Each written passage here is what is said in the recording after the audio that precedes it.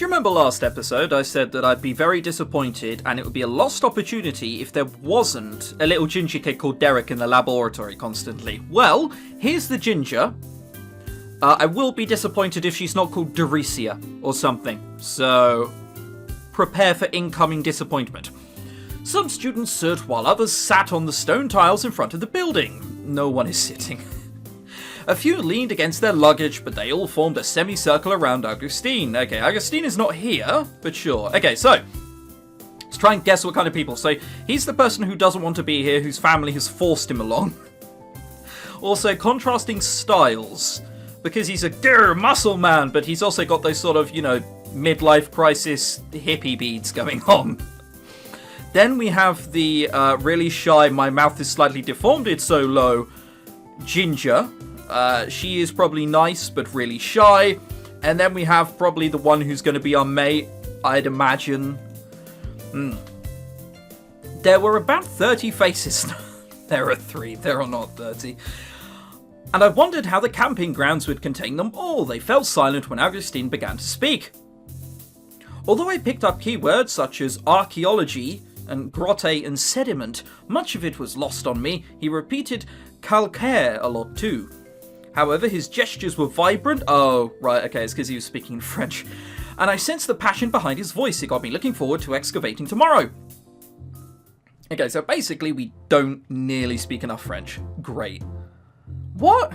We have to decide what to do? Okay, well, rugby immediately interests me. Fuck you. Playing catch and playing rugby are 2 completely different things. I got excited. I was just like, yeah, rugby. Oh, that sounds great. That sounds great. I love a bit of rugby. Six Nations is on at the moment. Love rugby. It's what I'm doing later on. Playing catch is not playing rugby. Socialise. We don't know anyone to socialise with. Game. It's a Nintendo DS, sure. Inquire, browse internet, study. Culture.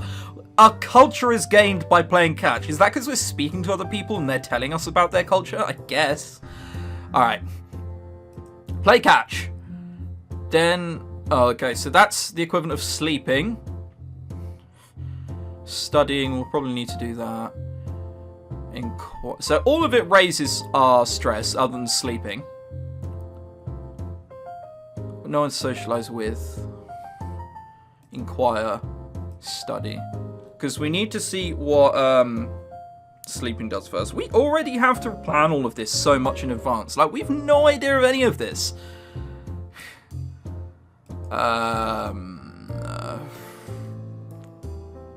Socialize, I guess. Empathy. Empathy!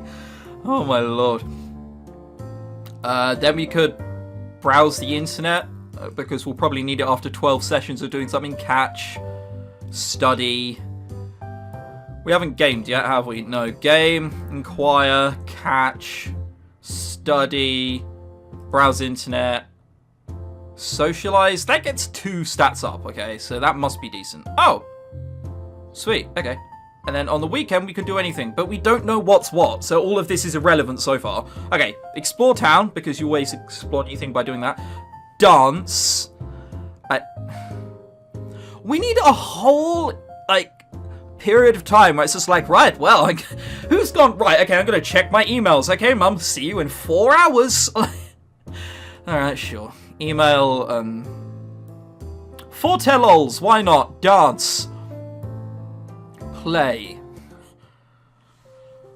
Like Cherise said, there was another lecture in the morning, complete with a whiteboard and Augustine demonstrating on how to use a trowel. If you've gotten this far and you don't know how to use a trowel, I feel sorry for you. Imagine showing up to a soccer academy, but not knowing how to kick a ball. That's how ridiculous that is. Also, I thought this was the morning. The clock says 5 to... Why bother putting clocks if they're not going to be the right time ever? Like, this is 8 o'clock, because your first activity was right after breakfast, which was 7:30, right? Or was it later on? Oh, very nice. It was all in French, and Sherry was kind enough to translate some key phrases, or remind me that I covered this with her before the trip. The students were divided. Hang on, are you trying to subtly say that American students are better than Belgian ones? That's what that sounded like. They don't know how to use a trowel, but we've already covered this. With one half, me included, to head for the cave, while the other group would stay behind for lab work. The walk to the cave was roughly 10 minutes, passing through a narrow path in the sloped woods. The trickier sections had cement stairs installed, along with handles to prevent slipping. When we reached the ordinary-looking shed, Augustin pulled out his keys. I realised this was the cave entrance, or at least the artificial part of it. What else do you think it was going to be? Once you're inside, please split out so I can explain how to wet screen. Wet screen? There are going to be so many archaeological things, aren't there? I have no idea what any of them are going to be. He repeated the instructions in French as we filed through one by one. There was a raised counter in the middle with plastic containers suspended on wooden supports. Let's see what it's like. Lots of buckets. Apparently there's a lot of spillages around here. Then we have some pliers for when, you know, students get ruly. You've got to, like, fucking get the pliers out. I don't know what these are. Knives, I guess, for holding them down, threatening them. More pliers. A lot of pliers. I know they're not pliers, just for the record. DVD player. That's for when the students get bored, of course. More pliers, some hoses. I assume that down there is the cave entrance. We just can't see it properly. Outside looks not great, I'll be honest. It's a lot of white light. Yeah. I don't know why, but it looks like outside was probably all painted like that, and then this is just put over it. Huh. It's hard to say. But the problem is that the white light looks like a canvas. And once you look like a canvas, it doesn't any longer look like an outside. You know what I mean? Yeah. There's a raised counter in the middle with yeah, okay, we've done that. So this is where the wet screening takes place. Looks like it can only fit 2 people at a time. I wonder how often it'll be used. Lindy Hopper. So, we've gone to an archaeological dig, and we've decided to wear a bright hoodie. Wear shit clothes. It's archaeology. You're going to get dirt everywhere. I've seen Time Team. Again, my only reference. Agustin demonstrated by lowering an empty metal sieve into a plastic container. Grabbing a hose, he mimed washing the screen and rooting through pretend dirt. As much as I tried to pay attention, the language barrier tested my focus and my eyes started to wander. Check out the posters. No, that's a terrible idea. Look down or stay focused. I think looking down is a very passive-aggressive way of saying... Oh, microphone nearly fell down. Oops. Looking down, I think, is a very passive-aggressive way of saying we don't understand properly. Checking out the posters is rude, so let's go look down. My foot tapped quietly on the steel platform, and I happened to glance down through the holes. Curious, I peered over the rails of the suspended platform. How deep does this cave go? We're at least 2 stories high from the looks of it. Now I wish I had a rock to test down to test. Remember, he is still giving a class. It'd be quite rude if you just randomly started tossing down rocks. Unless it'd cause a noisy chain reaction of unwanted proportions and alert whatever is lurking underneath. I think they'd have noticed if there were monsters down there. I wonder if it's possible to visit below. Is there another entrance? A shuffle brought me back to attention of people were gathering buckets, tools, and knee pads. I followed and carried everything in my own bucket, including a sheet of paper encased in a plastic bag. That looks like a proper cave. What's this? And this is the anatomy of a Final Fantasy boss. Here's his weak spot, and this is what you have to kill to open them. Later, you'll be escaping on a snowmobile. The real entrance to the cave opened, leading to a narrow industrial catwalk suspended over the abyss. The abyss? I mean, it looks like a 3-foot drop. Okay. This... Oh, boy. I don't know whether it's the style, but it just doesn't look right. Compared to like when you have the ladder, which is firmly drawn in place, and the platform here, this dust looks incredibly watercolory, if you know what I mean, which is sort of contrasting to what this is here. I don't know. That might be personal preference, though. It hasn't been very well dug. I thought archaeologists dug a bit deeper than that. They dig in, like, trenches. I mean, it doesn't look very organised either for a fucking archaeological site, but whatever. The music's very nice, though. Once I walked through, the temperature dropped to a cool chill, and I zipped up my hoodie. Your hoodie was already zipped up. We saw it. Augustine directed students to various locations while Cherie carefully slipped by and I followed. The cave opened up farther in with numerous stalactites and stalagmites everywhere. The catwalk railing disappeared where the ladders connected, or when it branched off into other segments of the cave. Cherie, where will I dig? Cherie leaned over the railing, the rolling would be something different, and pointed to one of the deeper parts. You'll be digging here, it's a 125,000-year-old layer. The very same one where they discovered the Neanderthal mandible. That's a jaw, for those wondering. Some people might not know what a mandible is. I think it's a jaw anyway. What? I'll be digging at such an important place already? There's probably a lot of these places that are 125,000 years old. Despite my nerves, I felt giddy inside. When are we going to meet the hot boys? It's called C14 dating. We are not here for an archaeological lesson. Cherie climbed down the ladder, oh God, sorry, I went all South African there. Ladder, and I trailed behind her.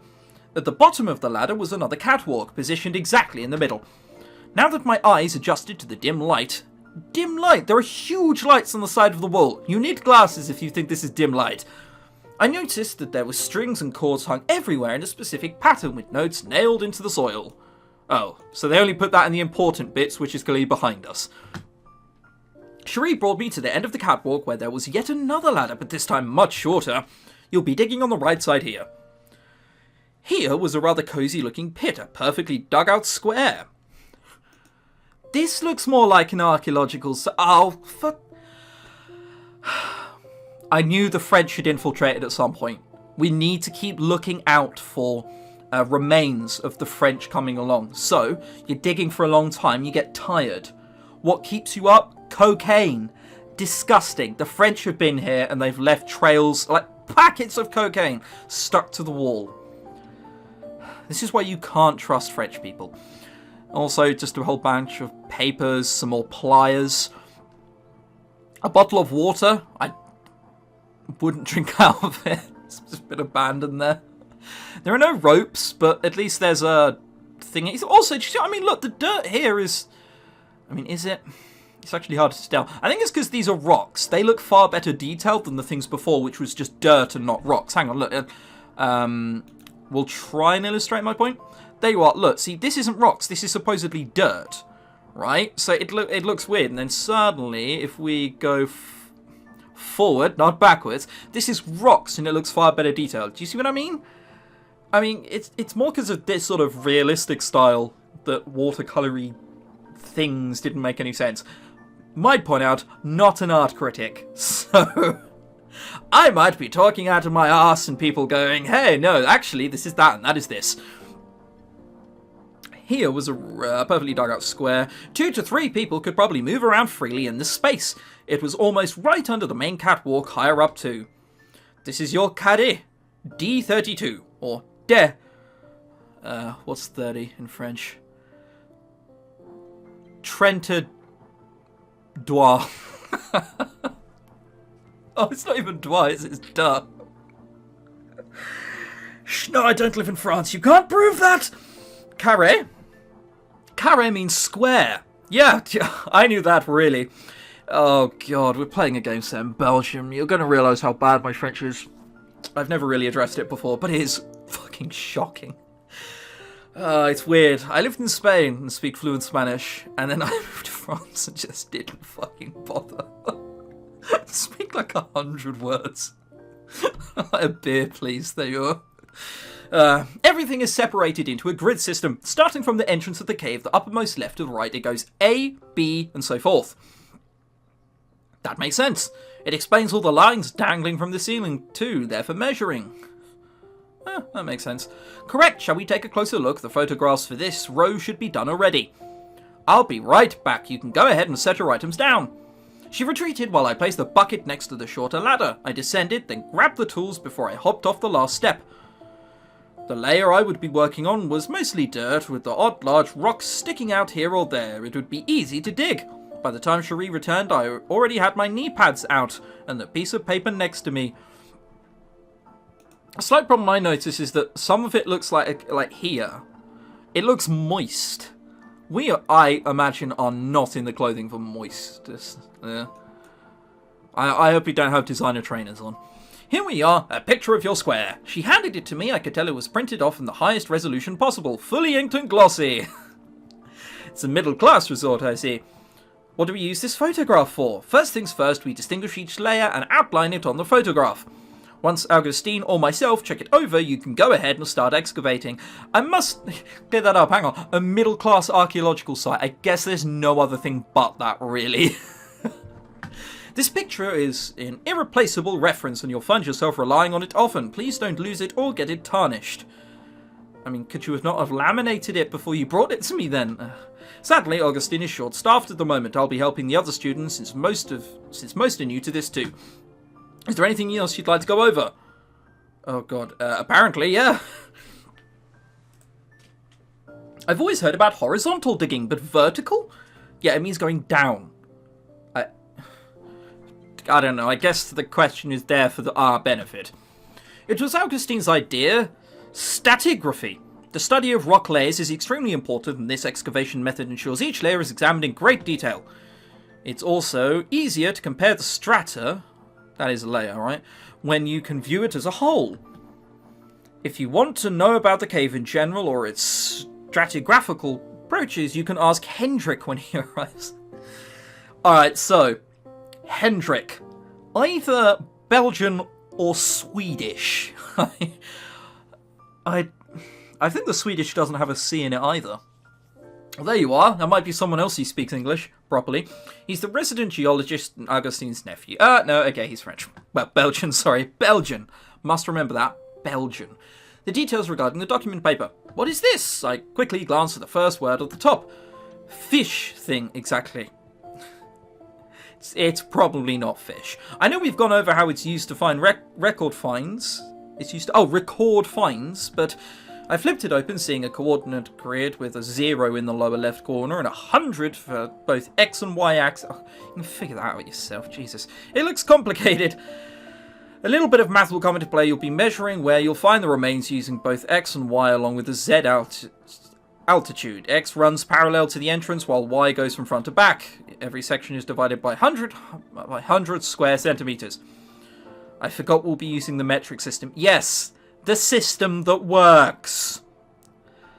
Feet and yards are only a decent measurement, like, for human height. Because it's easier to imagine 6'1" than, 182 centimeters, you know? That is it. My mind's just going to have fun adjusting to that. You'll find it's better. The grid helps and you record what you find under this list labelled Nature. Each fish or document, I'm going to call it fish, has its own number already written, along with the year. You fill out the carrier number, the layer name, and today's date. Oh, and write down the photo's number on it so there's no mix-ups. Did you get all that? Ha! No. Don't worry, the game will do it for us. It's easier once you actually start, and I'll be there to help. Remember, 1 fish per layer. What do you do once you find an artifact or bone? Getting ahead of ourselves, apparently. Haven't even found one. What do I do once I find a Neanderthal tooth? You are so jumpy, you might find nothing. First, don't pluck it out like some amateur archaeologist, you'll lose the context. Measure it before you remove it, number it, then carefully wrap it in tin foil? What are we giving it to our children to go to school with? Tin foil? That's the best you could... Maybe there is a reason. There will be a plastic bag you can use to store all of your findings. That's what I thought you'd say, not tin foil. How do I not get confused up with lunch? How do you number the findings? Just by the order you find it in. 1, 2, 3. Jot it down on a piece of paper and stick it in the tin foil as well so it won't get lost. When you finish excavating the entire layer, seal everything found into a plastic bag along with the completed fish. Believe me, you'll feel relieved to finally finish a layer. Relieved isn't what you should say happy. Handling each layer. When I excavate vertically, I just focus on one layer at a time, right? That's the ideal approach, however, layers aren't perfect straight lines like in textbook diagrams. They want... okay, yeah, that's... I don't actually know what that means. We're just going to skip that. It's fine. It's fine. I'm good, Sherry. We just asked about 5 different things. Is there anything you'd like to know? No, I'm fine. Wonderful, I'll give you some time to get familiar with your square. If you're struggling, remember you could adjust the heat lamps. Also, the photograph's contrasts have been altered to help distinguish the sedimentary layers easily. I'll be back shortly. I glanced down at the photograph before comparing it to the vertical wall in front of me. No matter how closely I looked, everything was brown, brown, brown, and more You've studied, like, archaeology, I presume, at a decent level. You've only noticed now that it's quite revolving around dirt. Oh, God. Oh, God. This scares me. How am I supposed to tell the difference of this brown layer from that brown layer? Not deterred, I picked up a pencil and began marking the more distinct sediments. Eventually, it became less solid brown, and I could see reds and faint yellows within the soil. I was so focused that I barely registered I was not alone anymore. A tall... What the fuck is that in your hair? Oh, are you looking so stupid? Because... Oh, that's right. Okay, the wheel is to turn your brain on. They're much easier. Wish I'd known that before.